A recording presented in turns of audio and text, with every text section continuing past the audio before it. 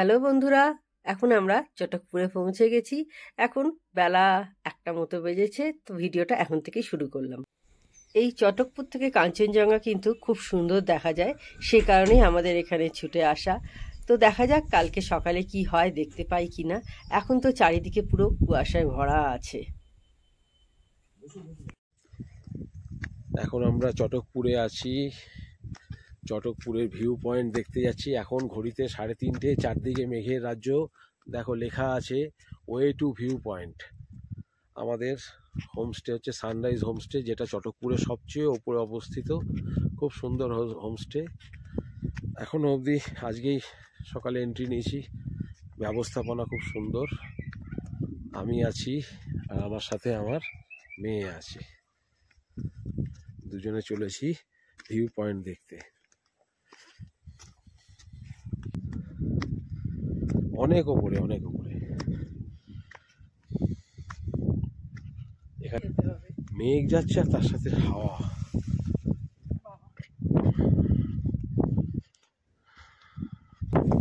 দেখো টাইম ল্যাপসের মতো মেঘ যাচ্ছে, হাওয়াতে মোবাইল দুলে যাচ্ছে, এত হাওয়া। ওই হচ্ছে সামনে ওয়াচ টাওয়ার, ওই ওপরে গিয়ে ওয়াচ টাওয়ার। ওয়াচ টাওয়ার এখন পেন্টিং হচ্ছে, ওয়াচ টাওয়ার পেন্টিং হচ্ছে। ওয়াচ টাওয়ারে হয়তো উপরে ওঠা যাবে না, বাট সামনে অবধি তো যাওয়া যাবে।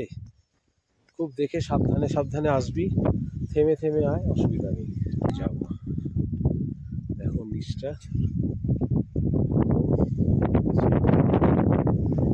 শুধু মেঘ আর সূর্য দেখা যাচ্ছে না। এই দেখো এই ফুলগুলো আমার মেয়ের খুব প্রিয়, কত ফুল। কিন্তু এগুলো কিন্তু জঙ্গলের এমনি ফুল, সুন্দর। সামনে খোলা আছে, এই হচ্ছে সামনে ওয়াচ টাওয়ার। থেমে থেমে যা, ঘুরে যা।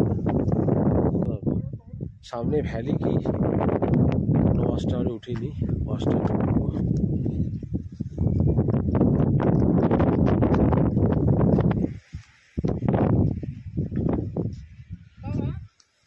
পাইন বন নিচে।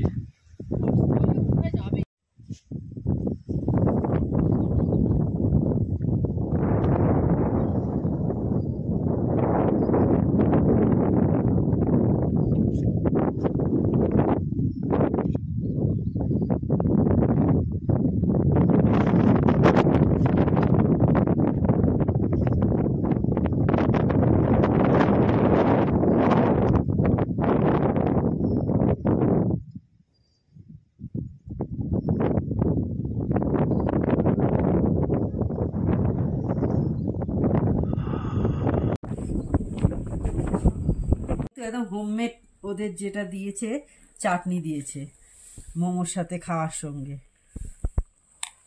বাবু নিয়ে নে, কটা নিবি? খুব সুন্দর আয়োজন, কিন্তু এত ইন্টেরিয়ার একটা জায়গা, তোমরা কল্পনাও করতে পারবে না অনেকে যে কি জায়গা এটা, কি রকম হতে পারে জায়গাটা। এইখানে যে এত সুন্দর ভদ্রমহিলা একজন চালান, কি বাবু যেন, সুশীলা, ওনার নাম সুশীলা। তো সুশীলাজি এত সুন্দরভাবে মানে আয়োজন সমস্ত কিছু করছেন, সত্যি কথাই প্রশংসনীয়। এই দেখো সন্ধেবেলা হোমস্টেটা এইভাবে সাজানো হয়। আমার মেয়ে ফোন করছে ওখানে দাঁড়িয়ে দাঁড়িয়ে। একদম ঘন কুয়াশা, বৃষ্টি হচ্ছে এখন, টিপ টিপ টিপ টিপ করে বৃষ্টি পড়ছে। কোথাও যাওয়ার নেই। সন্ধেবেলা মোমো দিয়েছিল, মোমো খেলাম। আর এই যে সিটিং, দুপুরবেলা বসেছিলাম এইখানে খাওয়া দাওয়া করে অনেকক্ষণ, আর তুমুল হাওয়া দিচ্ছিল তখন। এই যে দেখো এরম সাজিয়েছে সন্ধেবেলা, এই দেখো, দেখো এরম ভাবে সাজানো আছে।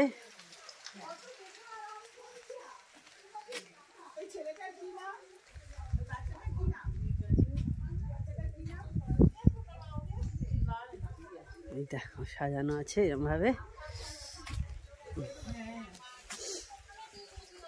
খুব সুন্দর। কিন্তু তোমরা আসতে পারো, আর সার্ভিসও এখানে খুব ভালো।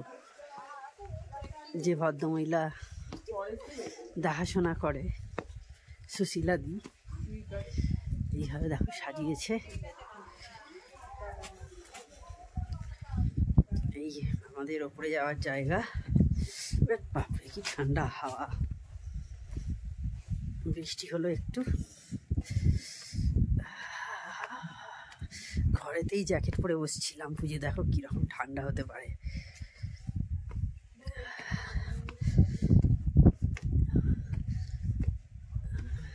এই ওপরে এলাম, এই দেখো এরকম সাজানো।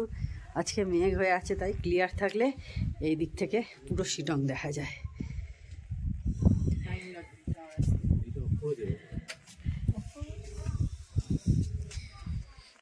তো কিছু করার নেই, এইভাবে তিনজনে দাঁড়িয়ে আছে কিনা জানি না, একটু গান চালানো হয়েছে, গান শোনা হচ্ছে, এইভাবেই এখানে দাঁড়িয়ে আছি। কি করব, ঘরের মধ্যে ভালো লাগে কি বলো না, সেই কারণে এইভাবেই এনজয় করছি। এই তো কটা দিন, ব্যাস তারপরে তো ফিরে যাবো আবার। তো এখানে একটা জিনিস যেটা দেখছি সেটা হচ্ছে সন্ধেবেলার পর থেকে কিন্তু আর মানে নেট কানেকশন পাওয়া যাচ্ছে না। সন্ধেবেলার পর থেকে ঘরের মধ্যে বারান্দায় সব জায়গাতেই যাচ্ছি গান টান শুনবো বলে, ওই একবার একটু চালিয়ে দিচ্ছিলাম, ব্যাস আর কিন্তু হচ্ছে না, কোনো কাজ করছে না, নেট একদমই, মানে বাইরে বারান্দায় দাঁড়িয়ে আছি তাতেও কিছু হচ্ছে না, কিন্তু সেখানে গান টান চালাতেও পারছি না। ওই বারান্দায় দাঁড়াচ্ছি, ঘরে আসছি, এইভাবেই কাটাচ্ছি সন্ধ্যেটা। এখানে ঘরের মধ্যেই দেখো দেয়া আছে কখন check out, check in time, কখন ব্রেকফাস্ট, লাঞ্চ, ইভিনিং স্ন্যাক্স, কি কি কখন দেয় সমস্ত কিছু এখানে দেয়া আছে। আর এখানে এইভাবে কিন্তু কাঞ্চনজঙ্ঘা দেখা যায়। সানরাইজ হোমস্টে দেখো এখানে দিয়েছি, আর ড্রোন এখানে কিন্তু ওড়ানো যায় না। হ্যাঁ, আর একটা ইনফরমেশন পেলাম, সেটা হচ্ছে এখানে কিন্তু বোনফায়ার করা চলে না। আমি এটা জানতাম না, সত্যি কথাই বলছি যে এখানে বোনফায়ার করা চলে না, কারণ অনেক জায়গাতেই দেখেছি যে হোমস্টেতে বোনফায়ার হচ্ছে। তো সেই জন্য জিজ্ঞাসা করছিলাম যে আপনাদের এখানে কি বোনফায়ার হয়, সন্ধ্যেবেলা জিজ্ঞাসা করছিলাম।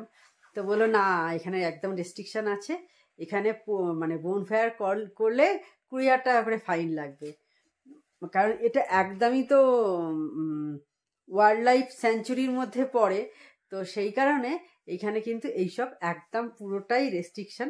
মানে এখানে হোমস্টে মানে হোমস্টেতে এসছো, জাস্ট নিজেদের মধ্যে থাকা, খাওয়া, ব্যাস এইটুকুই আনন্দ করো, এর থেকে বাইরে আর বেশি কিছু করতে পারবে না। আর রাত্রিরে তো বেরোনোর এখান থেকে কোনো চান্সই নেই, কোনো চান্স নেই এখান থেকে, কারণ পুরো ঘুটঘুট করছে চারিদিকে অন্ধকার। এবং কাল সকালে যদি আমাদের লাক ভালো থাকে, যেন যে কারণে আসা আর কি, ট্যুরটা বানানো, যে এখান থেকে খুব ভালো নাকি কাঞ্চনজঙ্ঘা দেখা যায়, যেটা আমরা দেখতে যাই দার্জিলিং থেকে, কি জানো টাইগার হিলে যেটা দেখতে যাই, সেটা এখান থেকেই দেখা যায়, মানে পুরো পিক, হিমালয়ের পুরো পিকটা। তো সেই কারণে দেখা যাক কি হয় আর কি। একজনরা দুটো ফ্যামিলি একজন এসছে, তো তাদের কিন্তু বেশ মানে 60 আপ সকলেরই বয়স দেখে মনে হলো। তারা 2 দিন ধরে আছে, কিন্তু 2 দিনই তারা দেখতে পায়নি।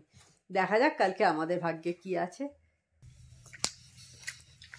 9:45 বাজে আমাদের ডিনার দিয়ে চলে গেছে। রুটি, আলু ভাজা, চিকেন, আমার মেয়ে পনির খাবে বলেছে, পনির, এই দিয়ে হচ্ছে আমাদের সব ডিনার। কেমন হয়েছে? দারুণ, গরম গরম সবকিছু এই জায়গায় এসে। এখন 9:45 বাজে, আমরা ডিনার করতে বসে গেছি। এখানে তো আর বেশি রাত করা যাবে না, এটা আমার ডিনার। মাংসটা নেব, এই যে আমি এখন মাংস নিইনি। তো আমাদের অনেকক্ষণ আগেই খাওয়া দাওয়া হয়ে গেছে, বেশ ভালো, তোমাদের দেখালাম, খুব ভালো রান্না কিন্তু এইখানে সমস্ত কিছু রান্না করেছিল। এখন প্রায় 11টার কাছাকাছি হলো। তাহলে আজকে ভিডিওটা আমি বড় করছি না। আমার চ্যানেল যদি তোমাদের ভালো লেগে থাকে তবে অবশ্যই আমার চ্যানেলকে তোমরা সাবস্ক্রাইব করো, লাইক করো, শেয়ার করো। আর যেসব বন্ধুরা এখনো পর্যন্ত আমার চ্যানেলকে সাবস্ক্রাইব করোনি, তারা চটাপট আমার চ্যানেলকে সাবস্ক্রাইব করে দিও। Tata, good night, sweet dreams. আর সবাই উইশ করো কালকে সকালে যেন অবশ্যই আমরা কাঞ্চনজঙ্ঘা দেখতে পাই।